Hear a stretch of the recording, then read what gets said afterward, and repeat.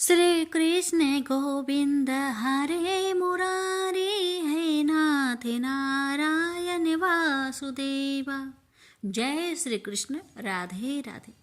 आप सभी भक्तों का दिन शुभ और मंगलमय हो। प्यारे भक्तों, आज आप रसपान करें माघ मास महात्म्य का दूसरे अध्याय का। राजा के ऐसे वचन सुनकर तपस्वी कहने लगा कि राजन, भगवान सूर्य बहुत शीघ्र उदय होने वाले हैं, इसलिए यह समय हमारे लिए स्नान का है, कथा का नहीं। सो आप स्नान करके अपने घर को जाओ और अपने गुरु श्री वशिष्ठ जी से इस महात्म्य को सुनो। इतना कहकर तपस्वी सरोवर में स्नान के लिए चले गए और राजा भी विधि पूर्वक सरोवर में स्नान करके अपने घर लौटा और रनिवास में जाकर तपस्वी की सब कथा रानी को सुनाई। तब सूत जी कहने लगे कि महाराज, राजा ने अपने गुरु वशिष्ठ जी से क्या प्रश्न किया और उन्होंने क्या उत्तर दिया, सो कहिए।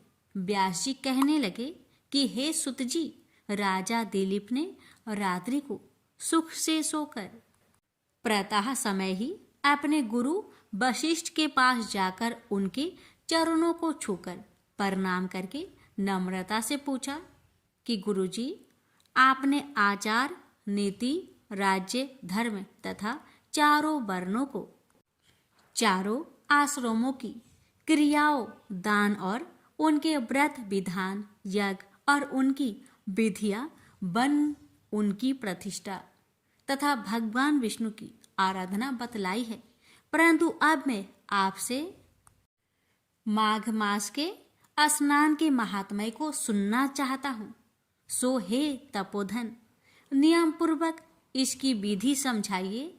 गुरु वशिष्ठ जी के कहने लगे कि हे राजन, तुमने दोनों लोकों के कल्याणकारी, वनवासी तथा गृहिणियों के अंतःकरण को पवित्र करने वाले माघ मास के स्नान का बहुत सुंदर प्रश्न पूछा है।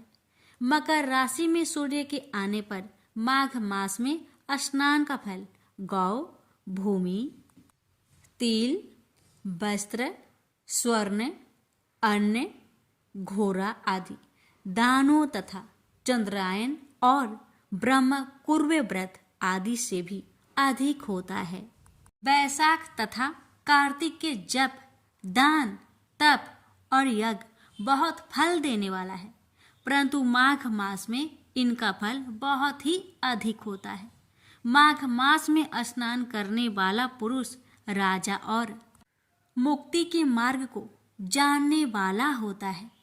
दिव्य दृष्टि वाले महात्माओं ने कहा है कि जो मनुष्य माघ मास में सकाम या भगवान के निमित्त नियम पूर्वक माघ मास में स्नान करता है, वह अत्यंत फल वाला होता है।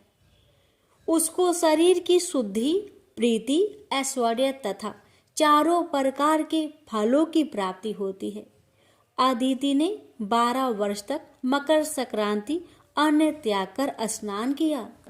इससे तीनों लोकों को उज्जवल करने वाले 12 पुत्र उत्पन्न हुए।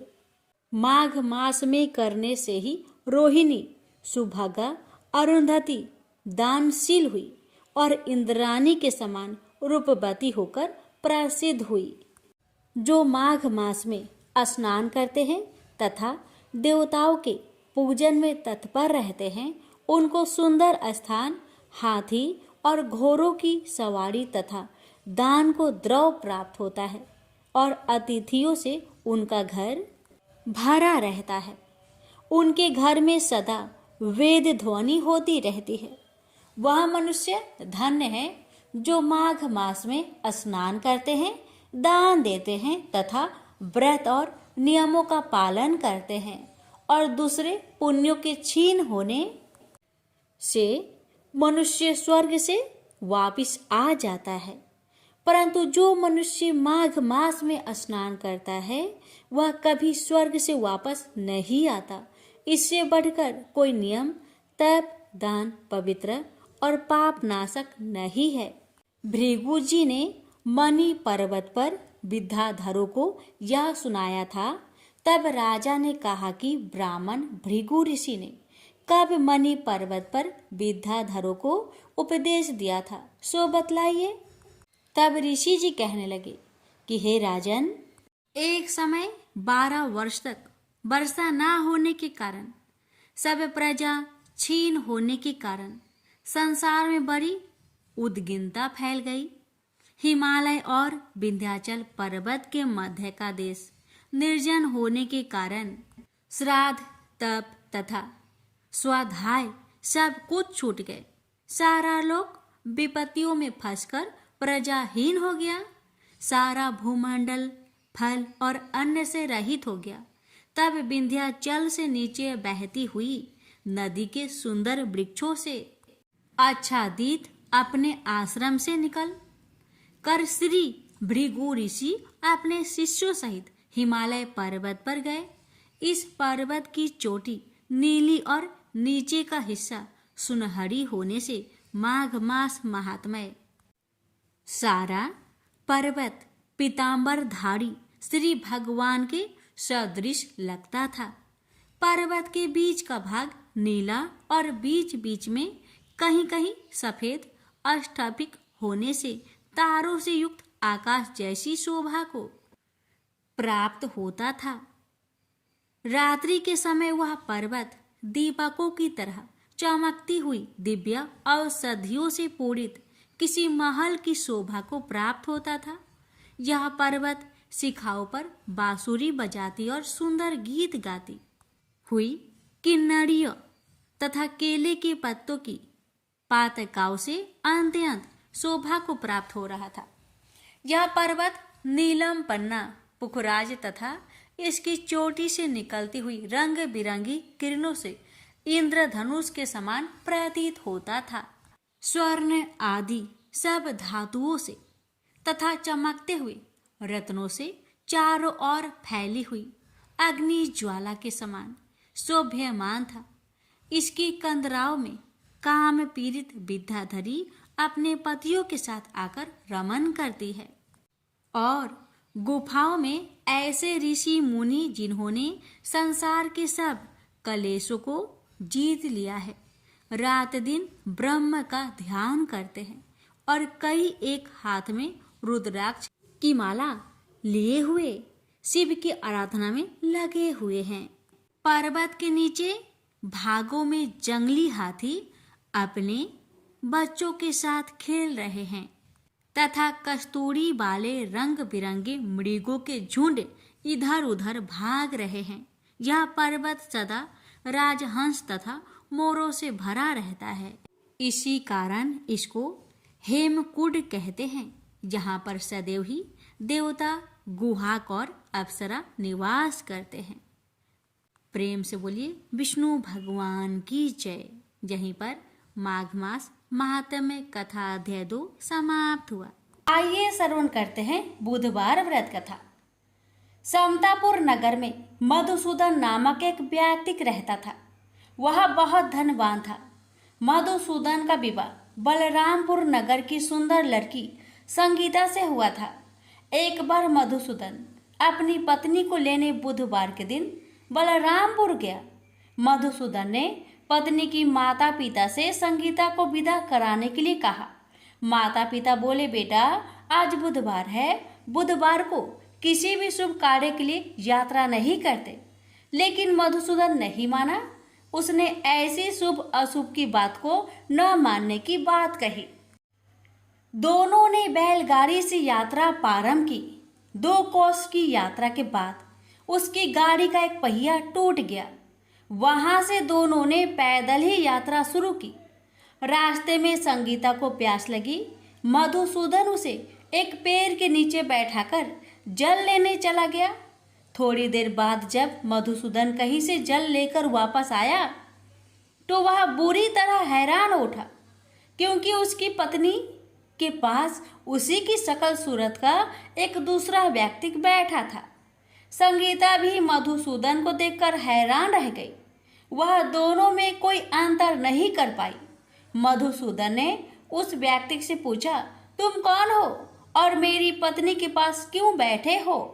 मधुसूदन की बात सुनकर उस व्यक्ति ने कहा, अरे भाई, यह मेरी पत्नी संगीता है। मैं अपनी पत्नी को ससुराल से विदा कराकर लाया हूँ। लेकिन तुम कौन हो जो मुझसे ऐसा प्रश्न कर रहे हो? मधुसूदन ने कहा, तुम जरूर कोई चोर या ठग हो। यह मेरी पत्नी संगीता है। मैं इसे पेड़ के नीचे बैठाकर जल लेने गया था। इस पर उस व्यक्ति ने कहा, अरे भाई, झूठ तो तुम बोल रहे हो। संगीता को प्यास लगने पर जल लेने तो मैं गया था। मैंने तो जल लाकर अपनी पत्नी को पिला भी दिया। अब तुम चुपचाप यहाँ से चलते बनो, नहीं तो किसी सिपाही को बुलवाकर तुम्हें पकड़वा दूंगा। दोनों एक दूसरे से लड़ने लगे। उन्हें लड़ते देख बहुत से लोग वहां एकत्र हो गए। नगर के कुछ सिपाही भी वहां आ गए। सिपाही उन दोनों को पकड़कर राजा के पास ले गए। सारी कहानी सुनकर राजा भी कोई निर्णय नहीं कर पाया। संगीता भी उन दोनों में से अपने वास्तविक पति को नहीं पहचान पा रही थी। राजा ने दोनों को कारागार में डाल देने के लिए कहा। राजा के फैसले पर असली मधुसूदन भयभीत हो उठा। तभी आकाशवाणी हुई, मधुसूदन, तूने संगीता के माता पिता की बात नहीं मानी और बुधवार के दिन अपनी ससुराल से प्रस्थान किया। यह सब भगवान बुद्ध देव के प्रकोप से हो रहा है। मधुसूदन ने भगवान बुद्ध देव से प्रार्थना की कि हे भगवान बुद्ध देव, मुझे क्षमा कर दीजिए। मुझसे बहुत बड़ी गलती हुई। भविष्य में अब कभी बुधवार के दिन यात्रा नहीं करूंगा और सदैव बुधवार को आपका व्रत किया करूंगा। मधुसूदन के प्रार्थना करने से भगवान बुद्ध देव ने उसे क्षमा कर दिया। तभी दूसरा व्यक्ति राजा के सामने से गायब हो गया। राजा और दूसरे लोग इस चमत्कार को देख हैरान हो गए। भगवान बुद्ध देव की इस अनुकंपा से राजा ने मधुसूदन और उसकी पत्नी को सम्मानपूर्वक विदा किया। कुछ दूर चलने पर रास्ते में उन्हें बैलगाड़ी मिल गई। बैलगाड़ी का टूटा हुआ पहिया भी जुड़ा हुआ था। दोनों उसमें बैठकर समतापुर की ओर चल दिए। मधुसूदन और उसकी पत्नी संगीता दोनों बुधवार को व्रत करते हुए आनंद पूर्वक जीवन यापन करने लगे। इस तरह भगवान बुद्ध देव की कृपा से उनके यहाँ खुशियाँ बरसने लगी। इस तरह जो स्त्री पुरुष विधिवत बुधवार का व्रत करके व्रत कथा सुनते हैं, भगवान बुद्ध देव उनके सभी कष्ट को दूर करते हैं। प्रेम से बोलिए बुद्ध देव की जय। गणेश जी की कथा। पौराणिक कथा के अनुसार एक समय की बात है कि भगवान विष्णु का विवाह माता लक्ष्मी जी के साथ निश्चित हुआ। विवाह की सभी तैयारी होने लगी। सभी देवी देवताओं को निमंत्रण भेजे गए, लेकिन भूलवश गणेश जी को निमंत्रण देना रह गया था। इधर भगवान विष्णु की बारात जाने का समय आ चुका था। सभी देवता अपनी पत्नियों के साथ विवाह समारोह में शामिल होने को आए, परंतु सभी देवी देवताओं ने देखा कि गणेश जी कहीं दिखाई नहीं दे रहे हैं। तब उन सभी ने आपस में चर्चा की, क्या गणेश जी को नहीं न्योता दिया गया या गणेश जी ही नहीं आए हैं। सभी को इस बात पर बहुत आश्चर्य हुआ। इस बात पर उन सभी ने विष्णु भगवान से ही इसका कारण पूछा। विष्णु भगवान से पूछने पर उन्होंने कहा कि हमने गणेश जी के पिता भोलेनाथ, महादेव और माता पार्वती को न्योता भेजा था। यदि गणेश जी अपने पिता के साथ आना चाहते तो आ जाते। अलग से उन्हें न्योता देने की कोई आवश्यकता भी नहीं थी। दूसरी बात यह है, उनको खाने में 1.25 मन मूंग, 1.25 मन चावल, 1.25 मन घी और 1.25 मन लड्डू का भोजन चाहिए। यदि गणेश जी नहीं आएंगे तो कोई बात नहीं, दूसरे के घर जाकर इतना सारा खाना पीना अच्छा भी नहीं लगता। इतना वार्ता कर ही रहे थे कि किसी एक ने सुझाव दिया, यदि गणेश जी आते तो उनको द्वारपाल बनाकर बैठा सकते थे कि आप घर की याद रखना। आप तो चूहे पर बैठकर धीरे धीरे चलोगे तो बारात में बहुत पीछे रह जाओगे। यह सुझाव सबको पसंद आ गया। तो फिर विष्णु भगवान ने भी अपनी सहमति दे दी। तब गणेश जी को निमंत्रण देकर आमंत्रित किया और उनको समझा बुझाकर घर की रखवाली करने को बैठा दिया गया।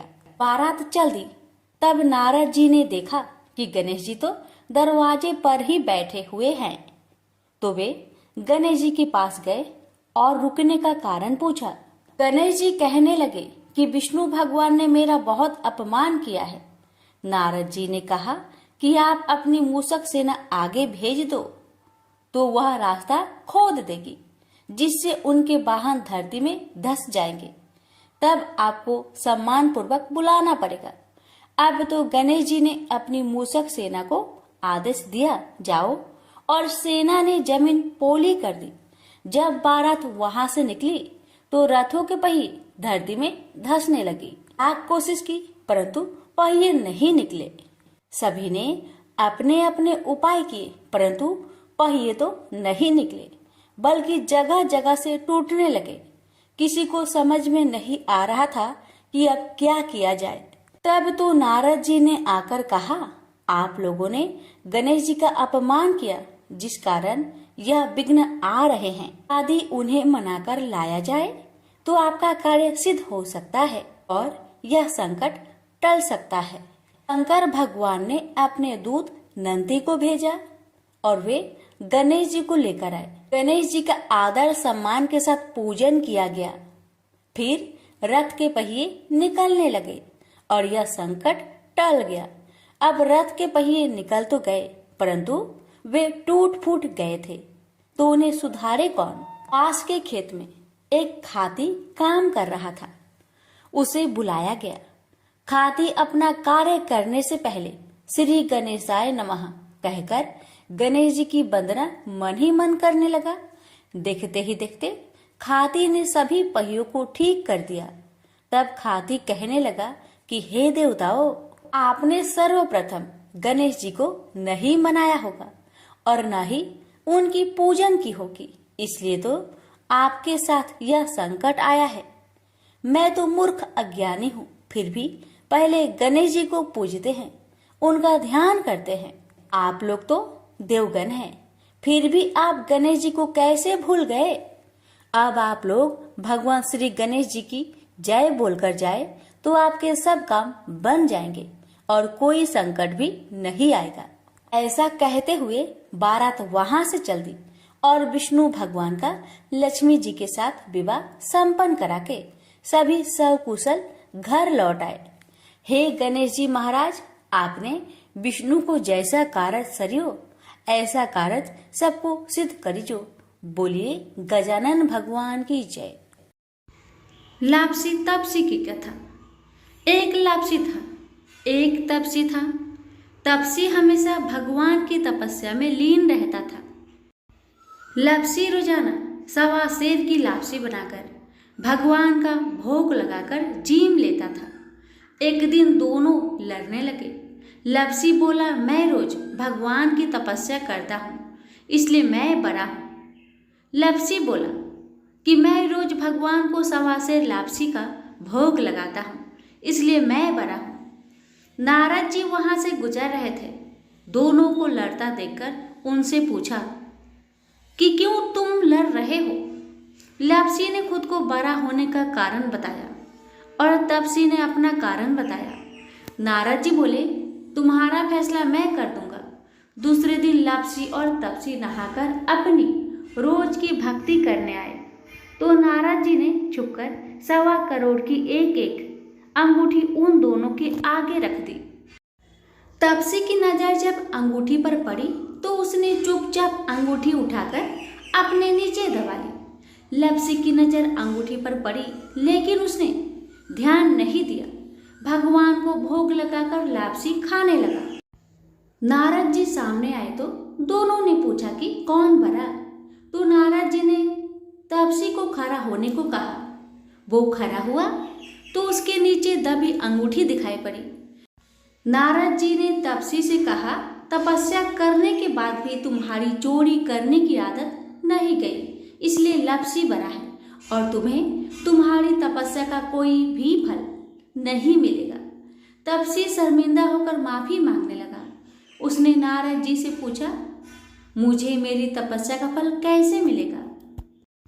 नारद जी ने कहा, यदि कोई गाय और कुत्ते की रोटी नहीं बनाएगा तो फल तुझे मिलेगा। यदि कोई ब्राह्मण को भोजन करवाकर दक्षिणा नहीं देगा तो फल तुझे मिलेगा। यदि कोई साड़ी के साथ ब्लाउज नहीं देगा तो फल तुझे मिलेगा। यदि कोई दिए से दिया जलाएगा तो फल तुझे मिलेगा। यदि कोई सारी कहानी सुने लेकिन तुम्हारी कहानी नहीं सुने तो फल तुझे मिलेगा।